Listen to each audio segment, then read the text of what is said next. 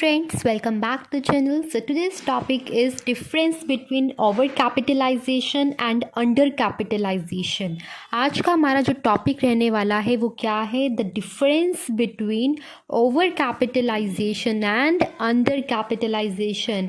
ओवरकैपिटलाइजेशन का टॉपिक और under capitalization का टॉपिक हमने इन डिटेल डिस्कस कर लिया है. दोनों का मतलब क्या होता है, क्यों ये सिचुएशंस इनकर होती हैं किसी ऑर्गेनाइजेशन में, इनकर होने के बाद क्या इम्पैक्ट होता है इन सिचुएशंस का on the company, on the society, on the share holders, और उसके बाद उसको किस तरह से हम रेक्टिफाई कर सकते हैं, रेमेडीफाई कर सकते हैं. What are the remedies to overcome this situations. तो वो सब हम डिस्कस कर चुके हैं already in the previous videos.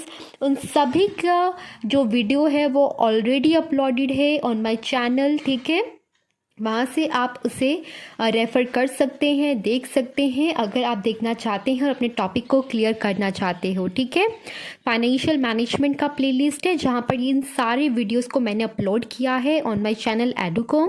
ठीक है, अभी हमारा जो आज का टॉपिक है वो आज हम इस टॉपिक को एंड करेंगे by discussing the differences between over capitalisation and under capitalisation. Total 6 points of difference आज हम डिस्कस करेंगे. सबसे पहला पॉइंट ऑफ डिफरेंस है हमारा वो है on the basis of meaning, कि मीनिंग क्या है ओवर कैपिटलाइजेशन का और अंडर कैपिटलाइजेशन का.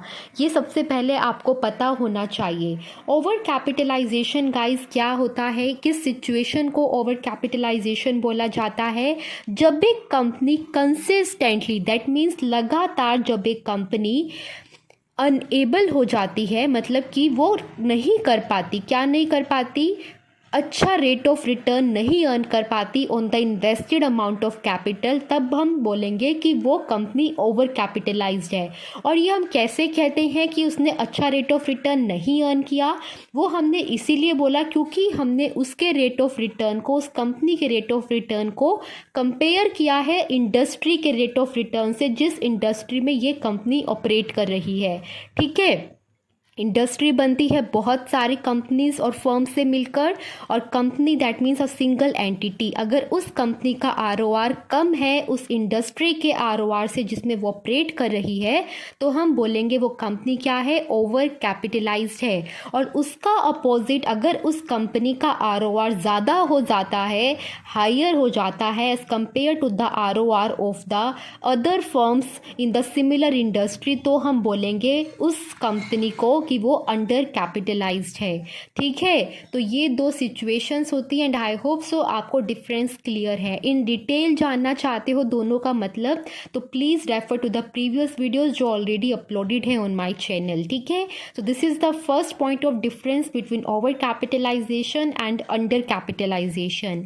सेकेंड पॉइंट ऑफ डिफरेंस क्या है? The rate of dividend. क्या है? The rate of dividend. Over capitalisation का सिचुएशन से हमारा क्या मतलब है कि अर्निंग्स कंपनी की कम है, जिसकी वजह से वो उतना आरओआर नहीं अर्न कर पा रही है जितना बाकी इंडस्ट्री में जो दूसरी फर्म ऑपरेट कर रही हैं वो कर पा रही हैं. और अंडर कैपिटलाइज सिचुएशन में कंपनी की अर्निंग्स इतनी अच्छी हैं कि वो बाकी फर्म्स को पीछे छोड़ दिया है और इतना अच्छा आरओआर दे रही है जितना कि इंडस्ट्री नहीं दे पा रही है. मतलब यहाँ पर कंपनी की अर्निंग्स ज़्यादा होती हैं और ओवर कैपिटलाइजेशन में कंपनी की अर्निंग्स कम होती हैं.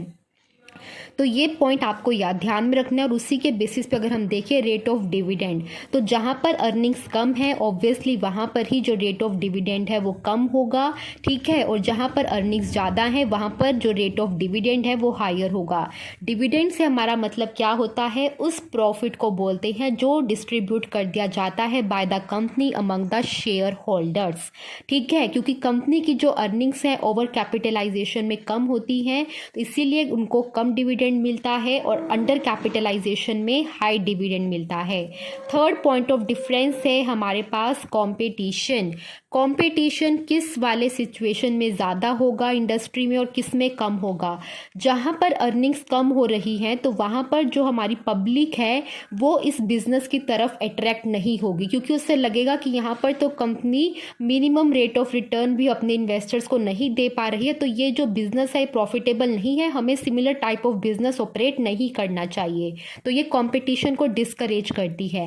पर जहाँ पर अर्निंग ज़्यादा हो रही है वहाँ पर जो कंपटीशन है वो बहुत कट थ्रोट चलता है, बहुत ज़्यादा ट्रेडर्स जो हैं इस बिज़नेस की तरफ अट्रैक्ट होंगे उसकी अर्निंग्स को देखकर, जिसकी वजह से जो कंपटीशन है वो इंक्रीज़ हो जाएगा। ठीक है, तो कंपटीशन ज़्यादा किस सिचुएशन में रहता है? अंडर कैपिटलाइजेशन की सिचुएशन में, जहाँ पर कंपनी की अर्निंग ज़्यादा होती हैं। फोर्थ पॉइंट ऑफ डिफरेंस है गुडविल। गुडविल भी ऑब्वियसली उसी ऑर्गेनाइजेशन की अच्छी होगी जो कि अंडर कैपिटलाइज्ड होगी, क्योंकि अंडर कैपिटलाइज सिचुएशन ये इंडिकेट करती है कि वो कंपनी जो है अपने रिसोर्सेज का बेस्ट यूटिलाइजेशन कर रही है, तभी वो इतना अच्छा अर्न कर पा रही है कि उसने बाकी फर्म्स को पीछे छोड़ दिया है जो कि सिमिलर इंडस्ट्री में ऑपरेट कर रही थी। और जबकि ओवर कैपिटलाइजेशन में कंपनी की जो गुडविल है वो बैडली अफेक्ट हो जाती है, क्योंकि कंपनी उतना मिनिमम ROR भी नहीं दे पा रही अपने इन्वेस्टर्स को जो कि इंडस्ट्री में दूसरी फर्म्स दे रही है। ठीक है, तो गुडविल जो है किसकी अच्छी है? अंडर कैपिटलाइज्ड कंपनी की अच्छी है। फिफ्थ पॉइंट ऑफ डिफरेंस है हमारे पास opposition of workers. Workers start opposing during overcapitalization due to less income. अब ऑब्वियस सी बात है, अगर कंपनी की अर्निंग्स ही नहीं होंगी तो जो वर्कर्स को वेजेस हैं वो भी कम ही मिलेंगी, और जब उन्हें वो वेजेस कम मिलेंगी एज़ कम्पेयर टू दूसरे वर्कर्स जो हैं जो दूसरी फर्म्स में ऑपरेट कर रहे हैं उन्हें ज़्यादा मिल रही हैं और कंपनी के वर्कर्स को कम मिल रहे हैं, तो वो क्या करना स्टार्ट कर देंगे? अपोज करना शुरू कर देंगे। जबकि अंडर कैपिटलाइजेशन की सिचुएशन में अर्निंग्स अच्छी खासी हो रही हैं कंपनी की, तो वर्कर्स जो हैं सेटिस्फाइड रहते हैं और वो किसी तरह का ऑपोजिशन नहीं करते।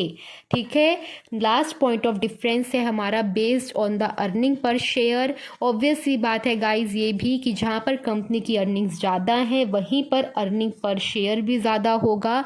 दैट मीन्स एक शेयर पर कितनी अर्निंग्स होंगी, अर्निंग पर शेयर हम उसको बोलते हैं, जो हम कैसे कैलकुलेट करते हैं? टोटल अर्निंग्स को ऊपर रखिए, divide by the number of shares of the company, तो हमारे पास अर्निंग पर शेयर आ जाता है।